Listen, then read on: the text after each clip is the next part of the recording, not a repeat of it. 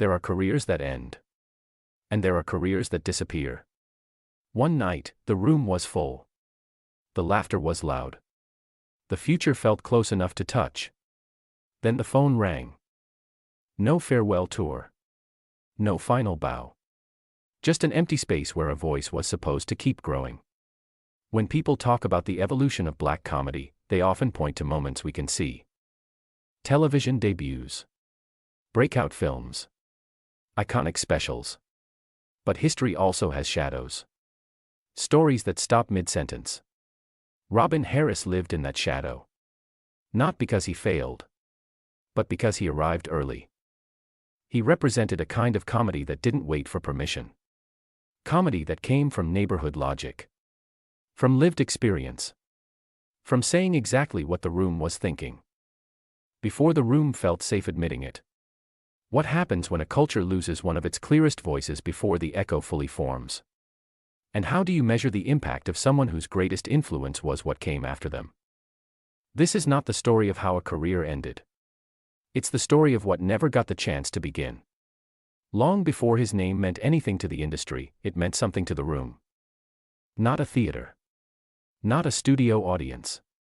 Just people paying attention. Robin Harris did not grow up chasing laughter. He grew up learning when it mattered. As a child in Chicago, he was quiet. Observant. The kind of silence that comes from listening too closely. When his family moved west, Los Angeles didn't soften him. It sharpened him. South Central was not a place where you performed. It was a place where you survived by reading the room before the room read you. He learned early that people tell the truth without speaking. In posture. In timing. In what makes them uncomfortable. That instinct never left him. Comedy, for him, wasn't about punchlines. It was about exposure. Standing close enough to someone that they felt seen. Before clubs. Before spotlights. Before anyone called it talent. He carried that awareness into school, into sports, into adulthood.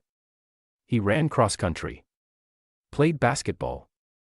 Learned endurance the long way. College offered structure. A path. A version of success that looked safe from the outside. But safety bored him. He wasn't chasing applause. He was chasing reaction. The moment when a room shifted. Walking away from that path wasn't dramatic. It was quiet. A decision made without guarantees. The early years didn't reward belief. They tested it. Day jobs paid rent. Night stages paid nothing. Sometimes not even respect.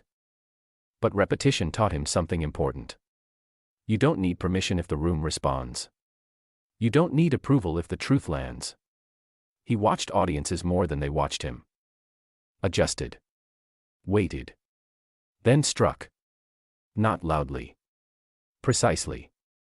Long before Hollywood labeled him difficult to place. Long before executives said they didn't know what to do with him. He already knew who he was. And that clarity, once formed, never bent. It would eventually collide with the industry. But first, it would find a home. A room that understood him before the world tried to explain him. Every movement needs a room before it becomes a moment. For black comedy in Los Angeles, that room finally existed. Not downtown. Not polished. But alive. When the Comedy Act Theater opened. It didn't advertise revolution. It simply offered space. And that space responded to one voice. Robin Harris didn't walk onto that stage like a guest. He moved like someone who belonged there before the doors opened. As the host, he wasn't meant to be the show. Just the introduction. But introductions became events. He didn't warm the room. He tuned it. He stepped off the stage because distance diluted honesty. He wanted eye contact. Breath. Reaction. If the room was tense, he broke it. If it was relaxed, he challenged it. People stopped coming for lineups. They came for presence. Thursday nights became ritual. Seats filled early. Lines wrapped around the block. Fame showed up quietly. Athletes in the back. Actors pretending not to watch too closely. What happened in that room didn't translate well on paper.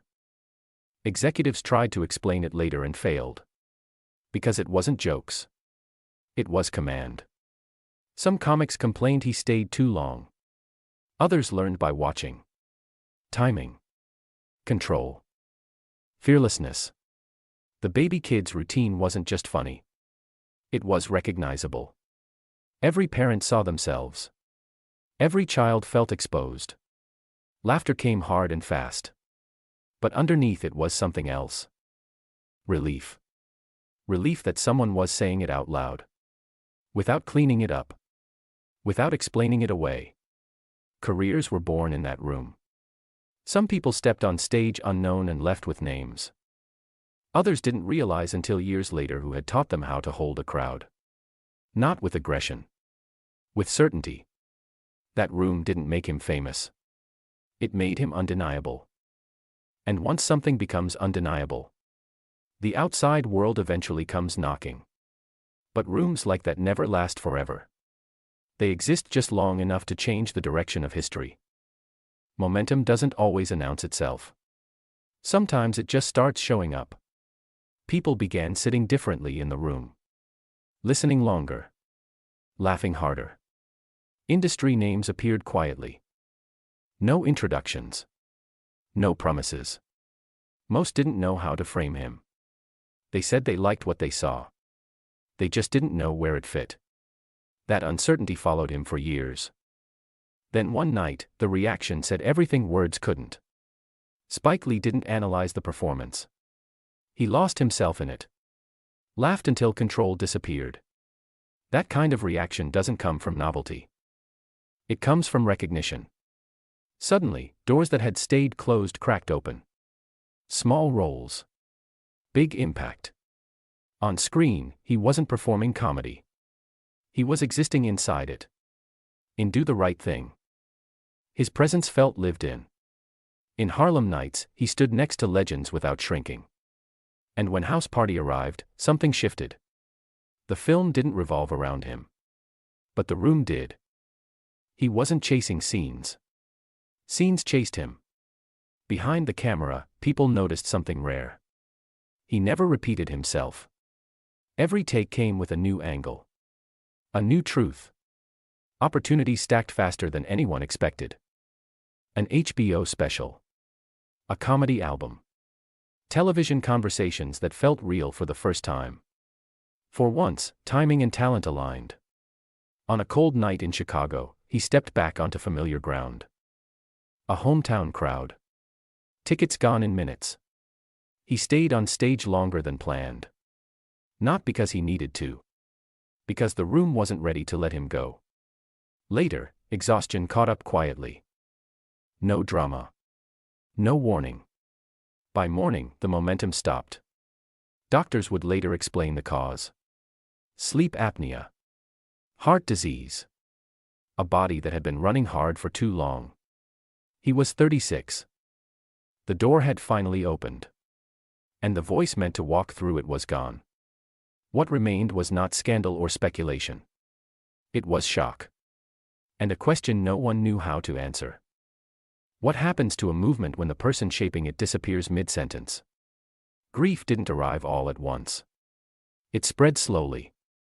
In comedy clubs, his name was mentioned in passing. Then repeated. Then spoken with care.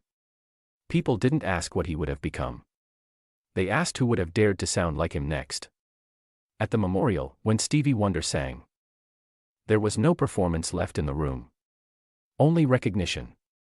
A shared understanding that something rare had passed through and moved on too quickly. America has a way of honoring voices after they are gone. Documentaries. Tributes. Retrospectives. But those who were closest to the work knew the truth. The influence had already begun. You could hear it in the confidence of young comedians stepping onto stages that once filtered them out. You could feel it in rooms where black audiences no longer needed translation. Shows followed. Platforms expanded. Lanes widened. Not because the industry suddenly changed its mind, but because the culture had already shifted. The Comedy Act Theater eventually closed its doors. Like many places that burn bright, it couldn't last forever. But it didn't disappear. It multiplied. Def Comedy Jam. Comic View. A generation of voices louder, sharper, less patient with compromise. Outside the United States, his name didn't always travel. But his style did. Raw. Observational. Unapologetically local. Comedy that trusted the audience to keep up. Looking back, it's clear the loss wasn't just personal. It was structural. A voice that could bridge rooms. A presence that could hold tension without softening it. America didn't just lose a comedian. It lost a pace-setter.